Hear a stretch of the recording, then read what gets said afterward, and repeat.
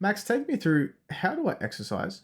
What is muscle growth? Take me through a bunch of different questions that I have. I'm going to be playing a bit of an ignorant position in this podcast. I want Mm. to pretend like I know absolutely nothing so I can learn as much as I can from you, because I can almost guarantee that you know a lot more about training, strength, exercise, endurance than I do. I'm very much aiming to learn as much as I can, because, of course, having the ability to know when and where my scope of practice ends, I think is incredibly important for me. So let's go through the basics of exercise. Exercise 101, strength, size, endurance. In terms of my initial question, Max, how do you build muscle? Yeah. Well, firstly, I'm really excited to do this. This is really cool. Good test for me as well, right? To be able to Mm, be on the spot. I don't know any of the questions that you've said at all. And I'm really looking forward to trying to be able to convey my message as simple and as easy to understand as possible, because that's what my goal will be for today. How do you build muscle is an interesting one. Essentially, it comes down to progressive overload. That's really the main premise of everything.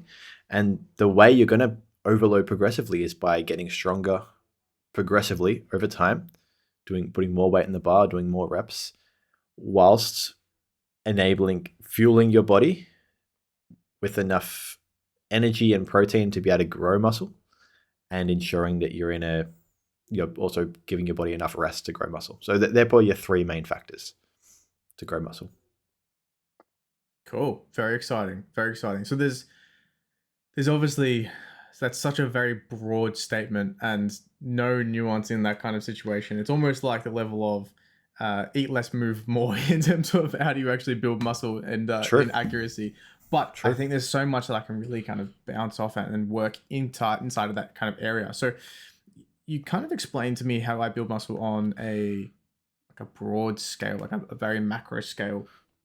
Take me through a couple of, and I'm really, really testing you here straight off of the bat. Are you familiar with the biomechanics of sarcomeres and actin myosin filaments? Can you take me through how those work?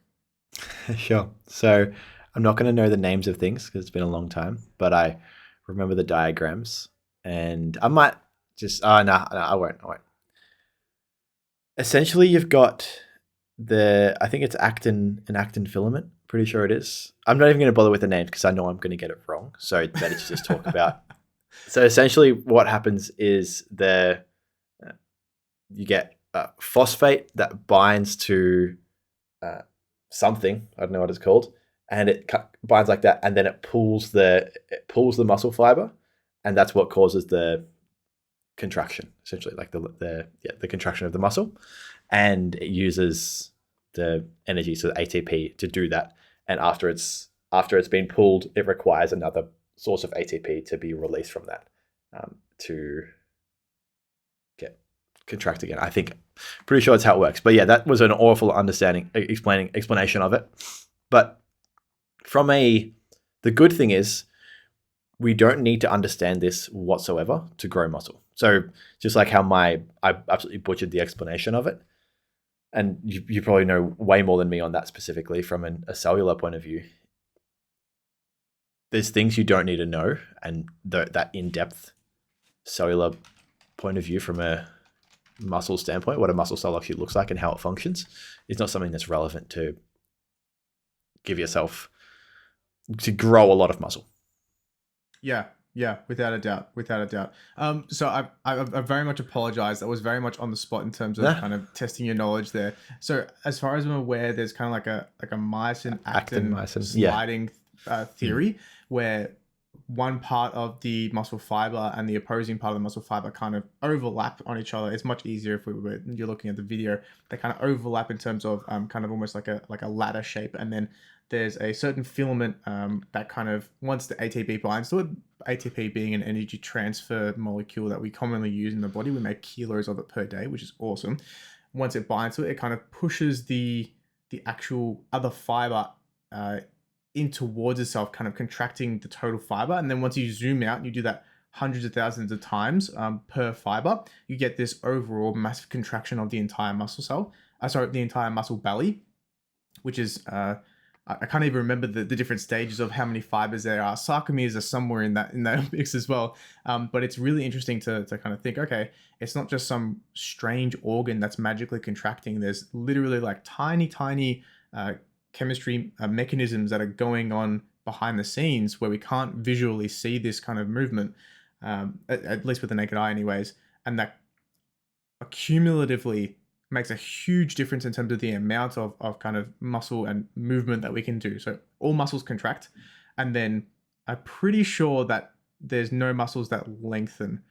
I know someone's going to correct me on that. There's like a strange non-skeletal muscle that lengthens or something along those lines. But as far as I'm aware, most muscles contract, becoming shorter. Yeah. Look, yeah, I'm going to be honest. I don't know. Yeah, I don't know.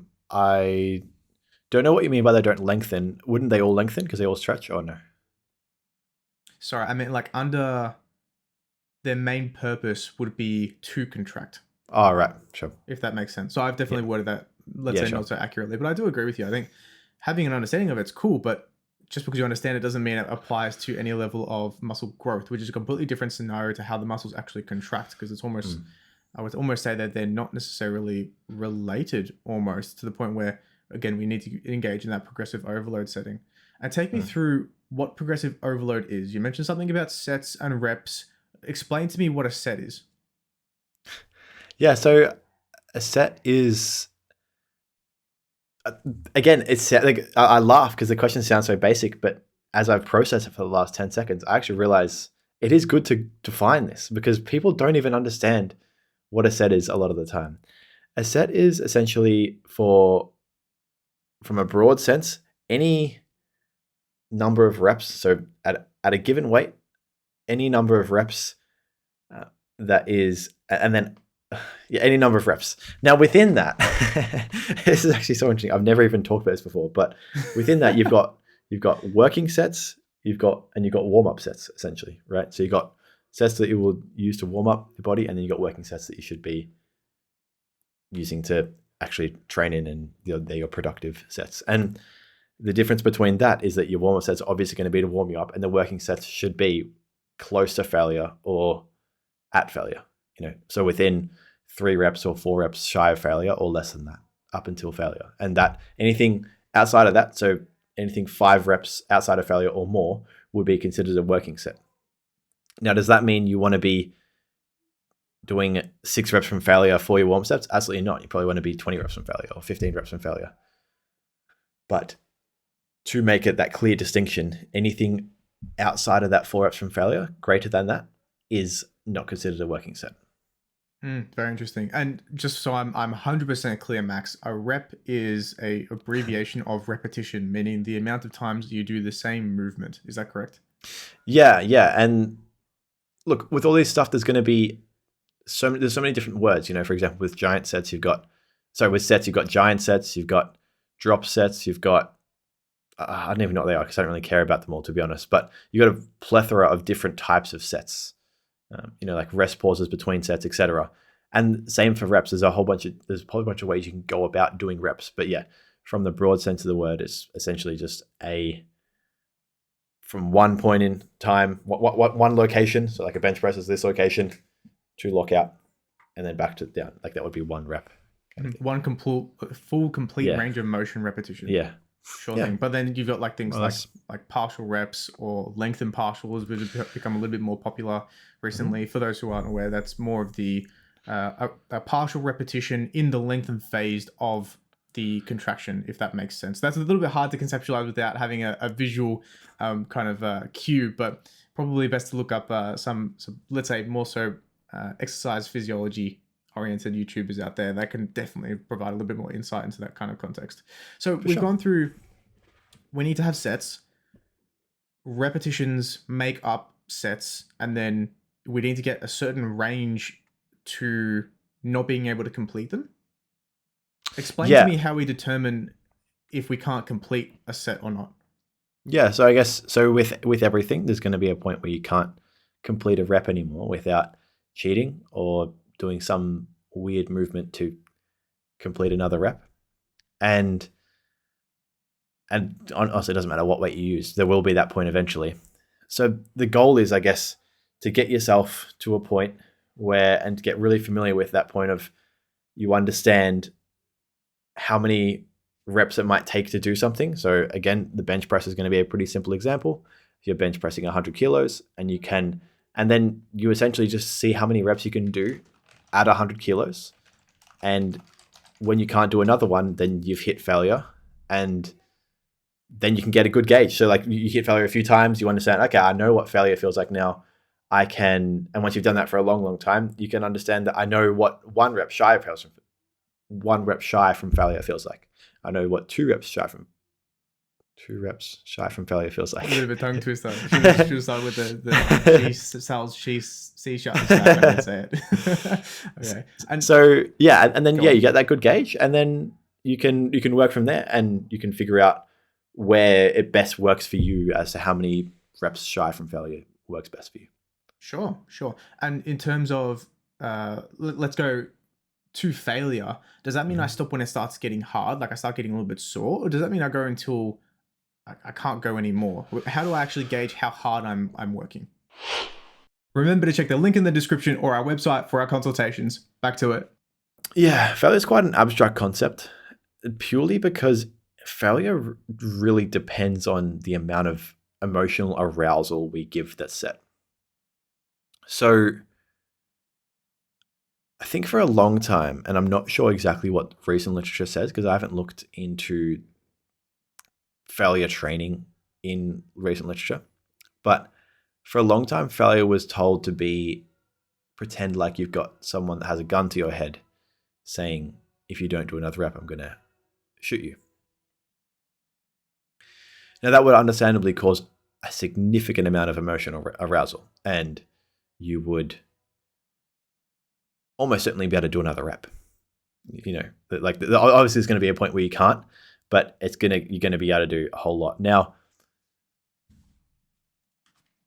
from my understanding, I think that's a little bit outdated. Now, I could be wrong on that one, but I'm pretty sure from what I've seen, I'm not 100% sure about this, but I'm pretty sure from what I've seen, there's literature to show that you don't need to have that extreme mindset of that every single set must be like someone's going to kill you. You don't need to get that emotionally aroused, and you should stay relatively calm throughout you don't need to G yourself up a lot, but it should be to a point where you can't complete another rep. And what I mean by that, I was speaking in very abstract terms. So if I go do some squats now, and I'm perfectly calm now, I'm completely relaxed. I'm very, is it demure? Is that the word? Sure. And I go do my set of squats at 100 kilos, I can probably do 8 reps, right? Now, and that would be to failure. That'd be as hard as I can go. And then if I G myself up quite a lot, I put in loud music, I start screaming, yelling, and everything, and I go crazy throughout the set, I might be able to get 12. Oh, sorry, I said 8. I might be able to get 10 reps or so, 10 or 11 reps. But if there literally was a person with a gun to my head, I could probably get 15, 16 or more in reality. Now, I think from what I understand, and I'm speaking carefully because I think I don't know whether I'm right or wrong on this, but I'm pretty sure I'm right.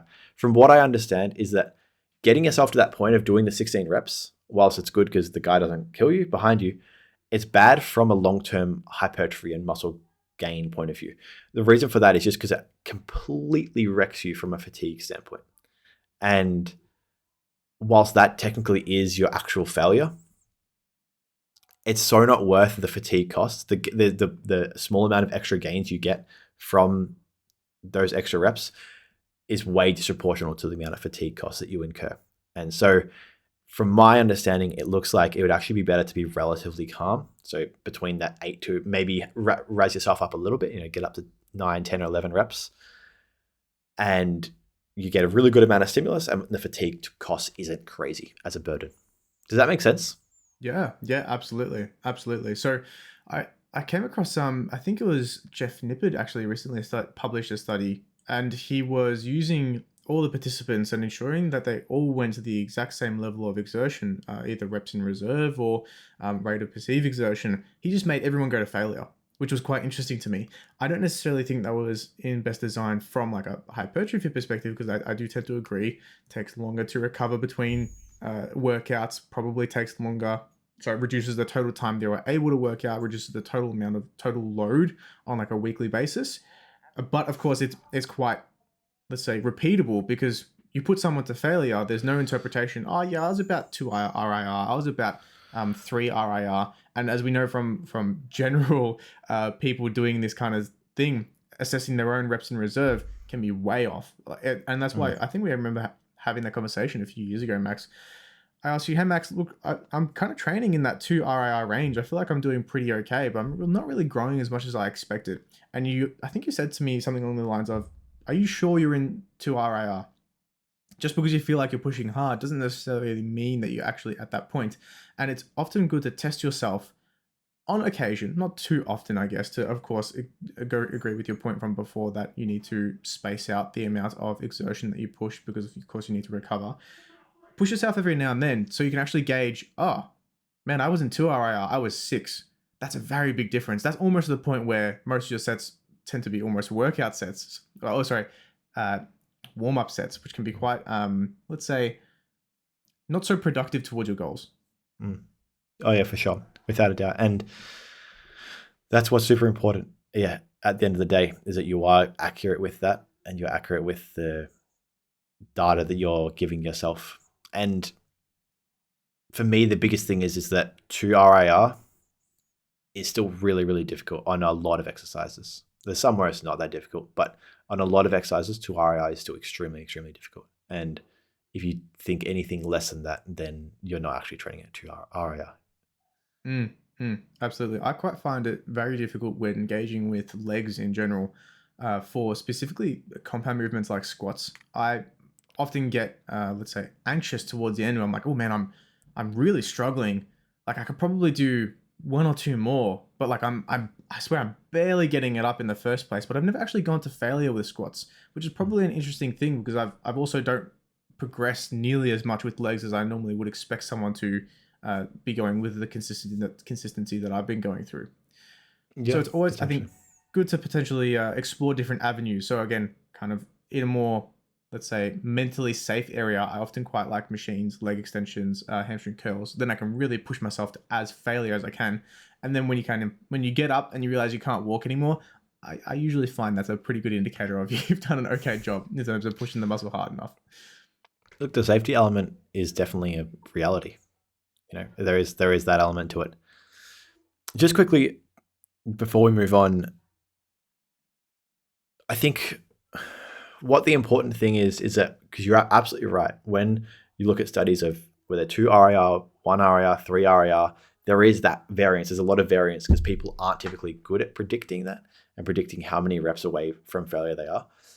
I think with the studies that go to failure, that doesn't necessarily mean as well that it's a foolproof study, just because, again, failure is one of those things that is actually very variable. It sounds like it's not, but it is very variable depending on the amount of arousal you give yourself throughout the set and prior to the set as well. Very interesting. Very interesting. And just for the listeners, we're not referring to sexual arousal. It's more so emotional and, let's say, like a nervous system stimulus. Yeah, for sure. And where you put your mind, depends how much. The reality is, if you have had somewhat bad things happen in your life, somewhat traumatic events, and you're that way inclined to be angry about them or experience significant emotions around them still, however long ago it was, that can be something that's pretty powerful. And that can be something that you can utilize. And yeah, it would incur a lot of fatigue doing something like that. Absolutely. Max, I've always heard that, especially during high school, you should do higher reps for weight loss and lower reps for muscle gain. How true is that statement? Well, I guess it's true to some extent. Like, it's not completely false, but one of the best things about going to the gym and nutrition as well is that I think it really strengthens your ability to be able to peel back everything and always ask yourself the question, what's the goal of what I'm doing right now? That's my favorite. That's my favorite question I always like to ask people, clients, people I'm talking to, just to remind them, what's the goal of doing what we're doing? So if we're going to the gym and we're using resistance training, using weights, what's our goal of doing that? If we're anything, it could be honestly anything. We need to restructure it back to what our goal is. And the goal of going and doing resistance training, unless you're trying to build up strength or whatever it is, let's not even get into the functional stuff because I didn't even want to go there. The goal of doing that is putting on muscle or getting stronger. And in no way, shape, or form is the goal ever to utilize the gym and weights as a fat burning activity. Simply because it's so inferior to doing other activities that actually are high energy burning activities. It's interesting that you mentioned that. And I'm not entirely sure I agree. Let's go through what is a high energy burning activity. I guess something where you're burning a lot of calories per unit of time. So for me, the best example is walking versus running, right? I'd say running burns a lot more calories per unit of time than walking. And going to the gym using weights simply doesn't burn that many calories per unit of time.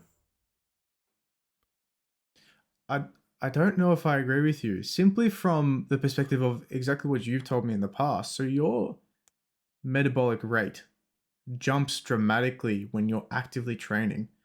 And I kind of had to wrap my head around things. I'm like, what's actually going on here? And then I had to sit down, try to understand it. And my understanding of the situation, I'd love to get your perspective, is it's literally the total amount of energy required to contract your muscle fibers enough to move a certain amount of weight a certain distance. And you can probably break this down in terms of physics for those smarter out there, exercise scientists, physiologists that can really kind of give me those numbers. Your calories jump dramatically from in comparison to, let's say, a standard basal metabolic rate plus a little bit of studying or something along those lines per day. Yeah, they do, but nothing in comparison. Without a doubt, you're right. It's just not in comparison to other activities. Interesting. If you were to get you doing rowing or like, look, I don't know, like we could search it up, but how the average time of someone doing resistance training, the amount of calories they burn per hour versus rowing per hour, I'd say it'd be stark, the difference, in my opinion. Sure thing. Very interesting. Very interesting. I think there would be a lot of variables going on at play. I think one of the main things being the total amount of muscle mass being contracted and the amount of weight being moved over the amount of repetition. So a lot of factors to take into that scenario. I'm not entirely sure if I agree with your opinion or mine thus far. I'll leave myself on the fence for now until I see some numbers. Yeah, so yeah, for sure.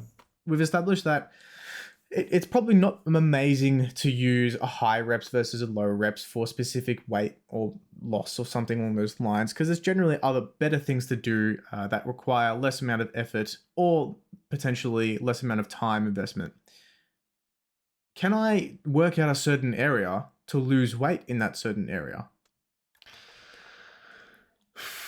Look, I'm pretty sure overall there are a select few studies which you can cherry pick if you want to look at that being able to bias the body fat reduction, spot reduced body fat can happen. Most of the time studies say it can't happen. One of the big things that I personally found for the studies that show it can't happen is I'm just going to speak as a guy here. I'm not going to speak as a scientist person. Jimbo, next time. Yeah. I see too often people that use their muscles a lot in any given activity. So if you're a cyclist, you use your legs a lot, or you are a tennis player, you use your right arm a lot, or whatever it is. That specific area of their body, for people that use a lot of one specific thing, that seems to be a lot leaner. So the obvious answer and the easy answer that gets no hate from anyone is if I go, no, can't reduce spot fat. Can't spot reduce body fat. Full stop. And I never say anything more than that. But I honestly believe you can influence it to the degree that you can influence it in any amount of time.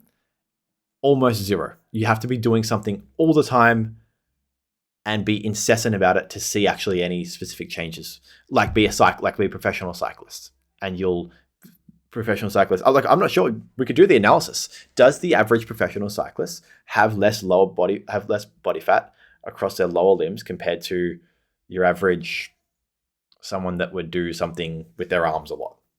Sure. I bet you they would. If we establish the amount of total body fat in comparison to localized body fat in that specific region of high level of use, that'd be a very interesting study. If anybody wants to partake in that, that's a free doctorate right there. See, my bet is they would be. My bet is 100% the cyclists would have much less body fat around their legs, much more body fat around their upper body, and the opposite person for inverse cyclists. They would have a lot less body fat around their arms and their upper body, and a lot more body fat in their legs. Now, I don't know what that tells you. It could tell you absolutely nothing. It could tell you that people that have less body fat around their arms are more likely to do these activities for whatever reason. It doesn't necessarily mean like chicken and the egg, right? It doesn't necessarily mean that. But what I've observed a lot is that happening. People that use a lot of that. Now, how does that apply to you if you're wanting to get abs or lose body fat around your belly? It doesn't apply to you at all. There's zero application whatsoever, because you're not going to do anything to change it anyway. And you're never going to do enough activity in any given region of your body to be able to influence the body fat you have, your body fat distribution. So the only way to lose body fat in that area is to lose total body fat.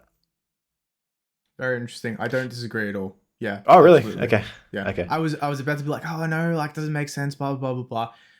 Look, there's potential for that to be true. I would absolutely agree. But I think the thing that I really want to kind of rail home is that if your expectations are that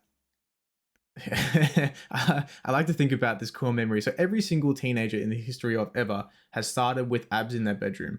I think it's if you talk to anybody and they deny it, total liar. Absolutely, it's absolutely happened. Everyone started with abs and push-ups in their bedrooms. Yeah, 7-minute abs on YouTube. Yeah, six-pack abs or something like that. Yeah. Whatever happened to him? That'd be an interesting story. In terms of, can that actually apply? The theory of athletes being more defined in certain muscle groups, can that apply to you as a normal person? Realistically, no. Even if it was for me, who I would consider myself to be quite an active individual in comparison to what the standard population would be, I would say doing some sit-ups, or if I focus on just biceps for a large amount of time, realistically, am I going to see a actual quantitative difference between the level of body fat percentage between my biceps and another part of my body? No, I don't think that's possible in the slightest. I think I'd have to be the best bicepper in the history of bicepping to ever have that kind of level of data that would potentially provide, let's say, an actually useful bit of information. So overall, it seems like general activity and doing what you like seems to be the most important. For sure. Oh yeah, 100%. Especially the latter half of that. Matthew, I would love to get I think Brian has some skin calipers. Pretty sure. I would genuinely love to. We could do this ourselves, honestly. We could ask to go. There's a velodrome where lots of professional cyclists ride where I live next to. Ask them, they're not going to say no.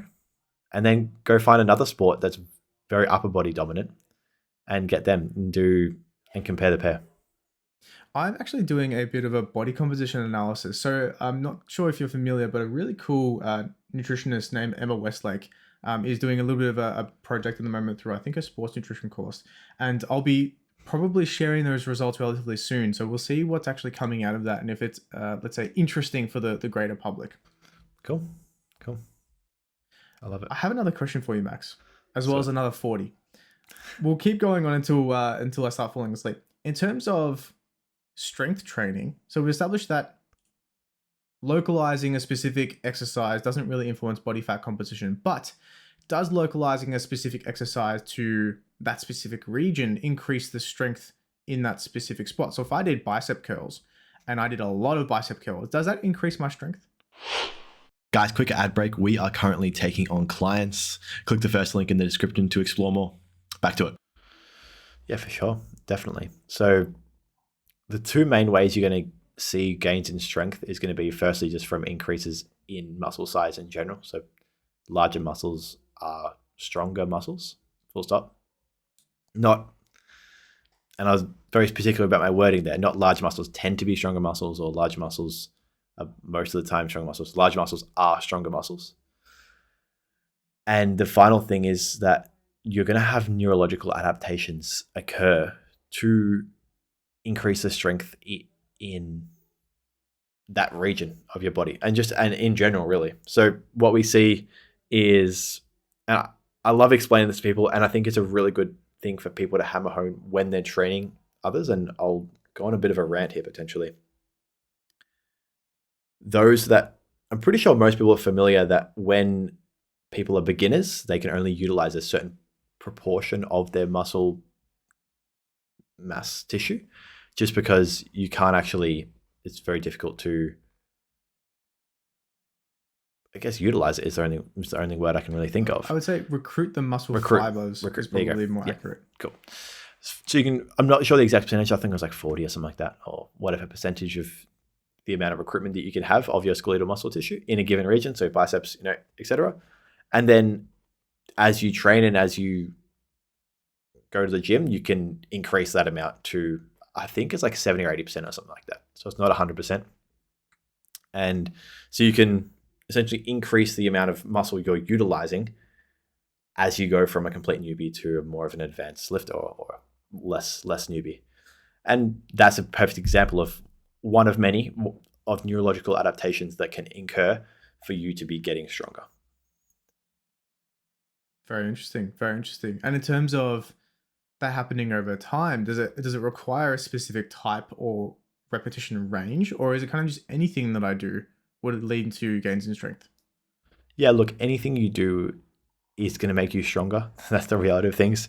Even if you did, it's like the same as most things. Comparing nothing to something's going to be better, really. So even if you did 1,000 reps at 1 kilo, you're going to get stronger. But yeah, you're looking at lower reps for strength in general. And I think most people will tend to know that. Now, where the difference may lie is that you can actually see really good gains in hypertrophy and lower reps as well. So anything, greater than 5 reps or equal to 5 reps or greater than. Equal to 5 reps or greater than 5 reps, you can see really good gains in hypertrophy as well. But yeah, with strength stuff, look, you can do singles. Obviously, bicep curls, you're not going to do singles, but you can do singles, you can do doubles, you can do, lower rep sets and see really good gains in strength. Here's something that I absolutely have no idea on, and it's just purely anecdotal from my personal experience. Mm-hmm. Does lower repetitions lead to higher risk of injury? Definitely. Interesting. Do you have any theories about why? I don't know. No, my strength knowledge is extremely limited. I barely know anything about it, but without a doubt, proportionally, the chance of injury goes up. And there could even be from a point of view of that if you don't have really, really sound technique, which most people don't, because it's not a mock. Having extremely perfect technique is unbelievably difficult to achieve. So, and if you don't, the technique's going to break down, and it will break down very quickly. And if you've got an extremely heavy load on the bar and your technique starts to break down, the chance of injury risk has gone up and up and up and up, and it keeps going up. So that's probably your biggest thing. But look, it's going to come from the point of view of that. I don't know exact physiological mechanisms, but when you're from like a tendon or joint perspective, when you're putting that much load, like pretty much as much load as it can handle really onto that tendon or joint, it's obviously gonna not be its favorite thing in the world. Yeah, it just sounds like a wear and tear thing. If you're putting extreme amounts of pressure on your joints without potentially working up to that weight in an adequate amount of time and let's say in a safe manner, the risk of injury does go up. I would almost say it's similar to a car engine in the sense that if you put more boost in it than it can normally take, you're probably going to run into some additional wear at some point. However, if you do some modifications or adjust the internals a little bit and make sure that it's capable of doing that through, let's say, extended amount of repetitions and work and exercise and making sure that everything is, let's say, squeaky clean and actually working towards your goals, I think consistency is an extremely important factor in this scenario, and ensuring that you're consistent with every single repetition can have a huge benefit to preventing any major injuries. Of course, you're going to have a niggle every here and there. I'm not sure if I can say that word on the internet. Did we have that conversation before? No, we didn't. What's going on? So you can't say the word niggle. Australians say that every now and then. So it's about Niggle. Yeah. But I think it can sometimes get heard as a different term. So maybe I'll refer to that as more of a tweak or a twinge from now. Yeah. That is so funny. Yeah, interesting. And okay, Max, in terms of muscle hypertrophy, do you have something to play?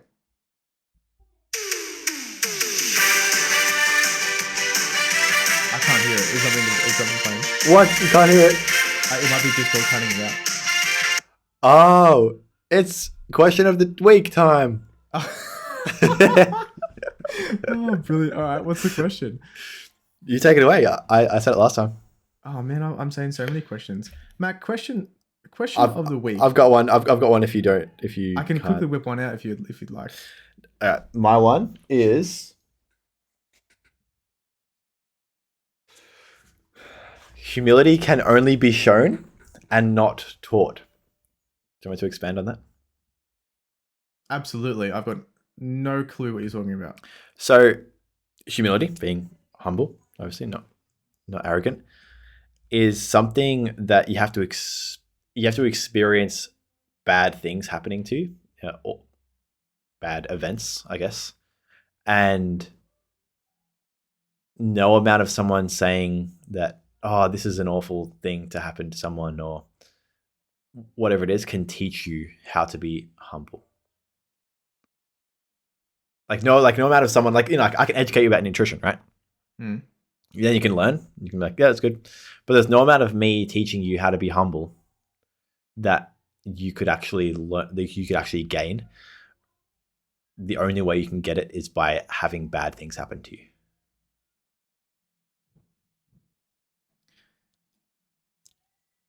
My brain's trying to comprehend that one. So in terms of being humble, I was more so thinking that was a position of authority or being superior to someone and being realistic, not so necessarily realistic, but not rubbing it in people's faces, being aware that there is a difference and trying to make people more comfortable around you instead of being, oh, I bought this 10th Lamborghini this weekend. I was driving it around when you're talking to someone who can barely afford to eat the next meal. 100%. 100%. Is that kind of where you're going with that? Yes, exactly. And the reason why I say it, so again, it's there's a few long bows here. I believe that personally starts from when you're in a low position in general, when you're not feeling good, when something bad has happened to you. That's where you learn how to be humble. And so then when you're feeling good again, life's good, you're potentially successful, you've made a lot of money or amazing things have happened to you, you can always reflect back and look back on those moments and go, I shouldn't think that I'm superior. Interesting. So being on the other side of the coin is potentially a more valuable perspective than always having a consistent and, let's say, green grass situation. Yeah, definitely. And no amount of, if you were in a position where you never had anything bad happen to you, just for whatever reason, and you had a lot of lucky things and you were very successful, no amount of people saying to you, hey, look, you got to understand how lucky you are and how, make sure you're humble with all this. You can't truly believe it deep down, I don't think. Maybe. I don't know. We need to get a psychologist and philosopher on the chat. I'm We do. sure the many. Oh, what is this? Is this another? This is the outro music for the question of the day. Brutal. I pretend like I can hear it. That's very good, Max. Yeah, awesome stuff. Okay, well, we're talking about hypertrophy. What is the key limitation to muscle growth and hypertrophy being the gain of muscle size that you see very commonly? Limitation. So what do you mean by limitation? Be it either a specific training style or nutrient deficiency or lack of sleep. Is there any one key aspect that's very common that you think goes under the radar? Wow, there's so many. There's so many. I'm going to be heavily biased by what I witness. I'm in a gym that is typically a bodybuilder type gym. That's the way it portrays itself to the world, so it attracts people that are into bodybuilding. So there's things that I don't see, right? I don't see things that people would see in your gyms, like where it's mums and dads where they don't train hard at all, right? Everyone in my gym trains pretty hard. They go pretty balls to the wall. So my experience, if I trained at a Snap Fitness or something like that, I might say, time to start training harder, most people. But I don't see that, so I'm not going to say that. Also, the average people that are training there are they're not smart by any means, but they're not dumb. They actually know how to train. They know what a bicep is. They know what a pec is, etc. And they know what exercises to do to train that. So I feel like I'm in a disproportionate position in that I don't see what most people actually see. Do you think there's potentially an aspect of, especially in those kind of populations where we start to get into that level of, I think I know what I'm doing. Do you think there's one area that people generally drop off and think, it's not as important as others? I'm happy to more to discuss from my perspective if you'd like to have a think. Yeah. I think I will just shoot with the sleep and stress. I'm in an environment where lots of the people around me at my gym are decently good, like look good enough, definitely not good by any means, but good enough from a training perspective. That's not awful. It's not. I don't look at people and I'm like, wow, that's what are you doing? And same from a nutrition perspective, because they have those old bro-y values where it's like, get your protein in before and after training and have your intra workout and have your chicken and rice 5 times a day. It's like, well, that'll do the job. It's not something that I would recommend for people and not something that I would prescribe, but it does the job, that's for sure. And I just don't know how much of an emphasis there would be put on sleep and stress overall, because with your bro-y type people, the focus is always nutrition and training, right? They're your 2 key pillars. But yeah, I'm interested to know what's your thoughts. I think it's such an interesting topic. So with my general demographic, I go to a very commercial gym. It's just one of the bigger chains. I'm not going to name it because you have to pay me. In terms of the amount of people that go, I find that there's often a consistent rotation of people. And I think that's probably one of the key factors where I see not only in people's journey through strength and muscle gain and exercise ability, functional capacity, consistency. It's just I'll see them for a few months and then I'll never see them again. And then it's a whole new set of fresh faces.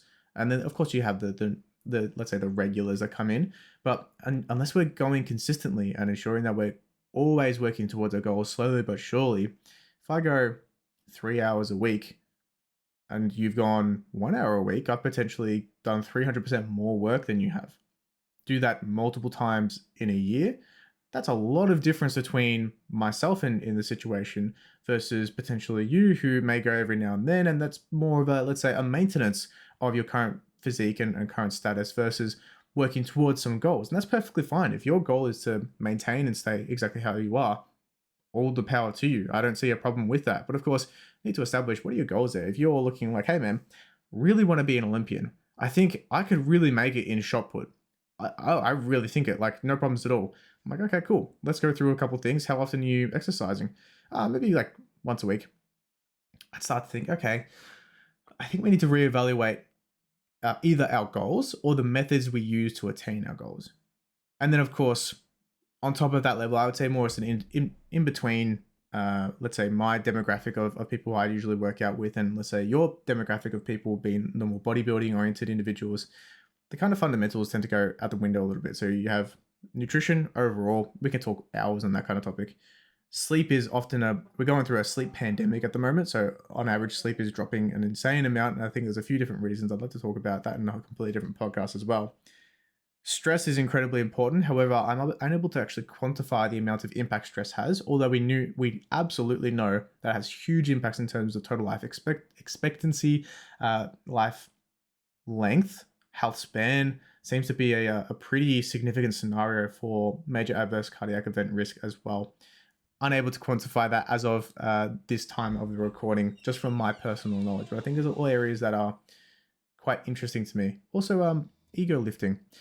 Max, if I ego lift, and this is my last question for today, if I ego lift, will I gain more muscle than if I kind of just did everything very strict? All these topics are very nuanced, and you can't give your one sentence answer or one word answer to these. Look, ego lifting is bad, but I think there's an element too of being too insanely obsessed with having the perfect technique. Now, you want to have very, very perfect technique or unbelievably good technique with just about everything, but it can't be something where it becomes too obsessive and everything needs to be the most perfect every single time. So it's not a black and white kind of thing, but it's very, very, very, very, very light cream in the sense that like you definitely should be really on the erring on the side of having perfect technique, but it shouldn't be something that's holding you back as well. If you're noticing that you're unable to fully concentrate when you're training because you're focusing so much on your technique, you're unable to push yourself to a degree that would be enough to elicit, a good hypertrophy response, then you probably need to dial back the obsession with having the most perfect technique. To answer your question, yeah, ego lifting is pretty bad. Yeah. So I can't go around slamming the weights everywhere and using my hips to push the biceps up.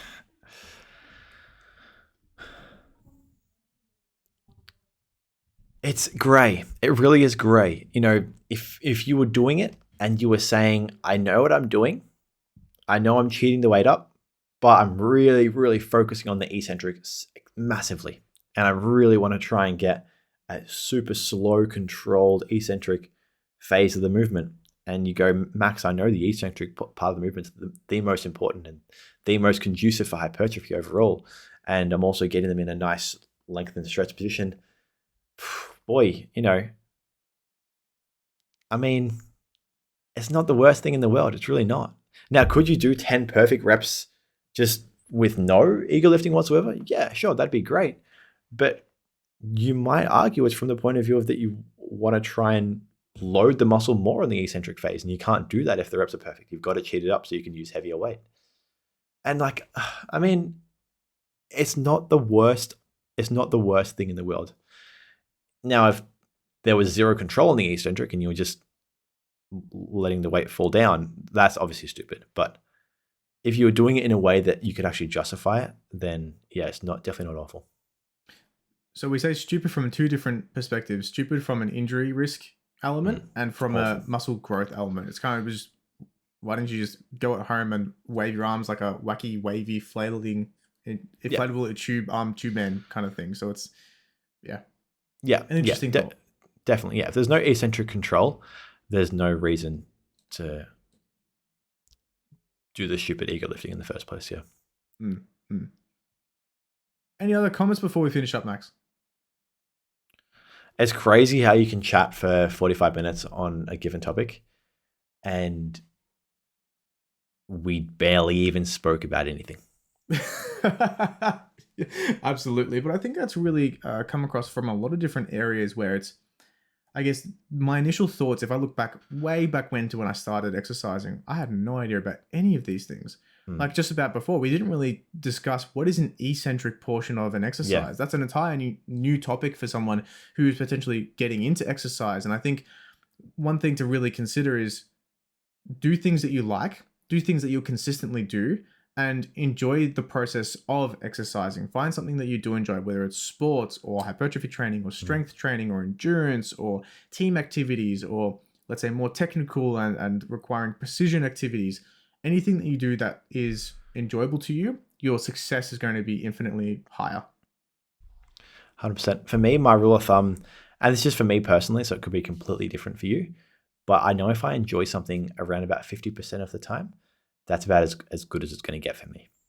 I know I don't think there's really anything on the planet that I enjoy for 50%, for greater than 50% of the time. So I know with the gym, pretty much, I kind of split up into thirds. You know, a third of the time, I love it and I really want to go.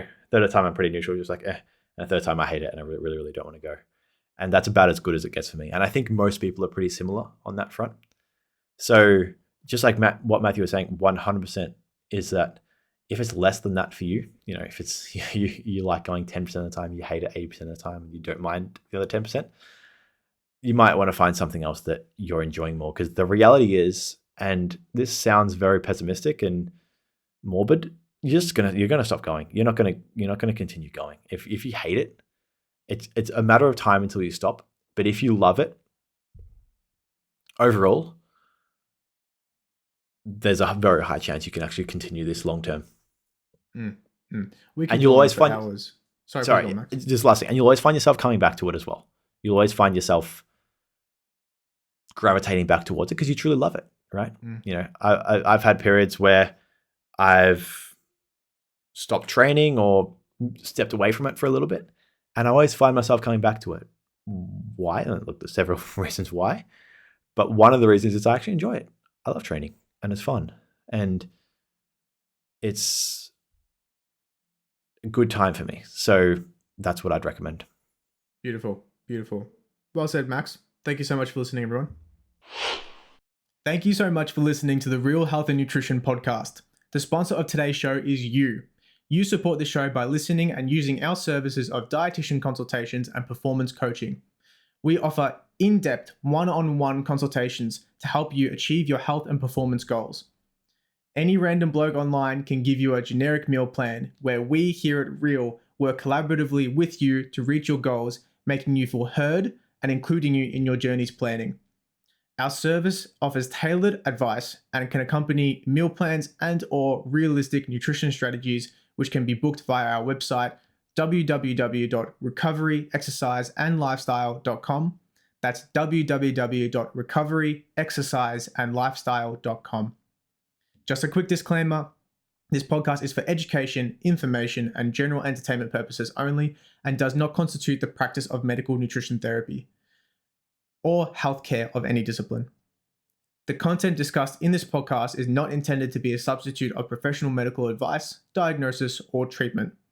Please review our terms of use via our website. Thank you so much, everyone. Have a great day.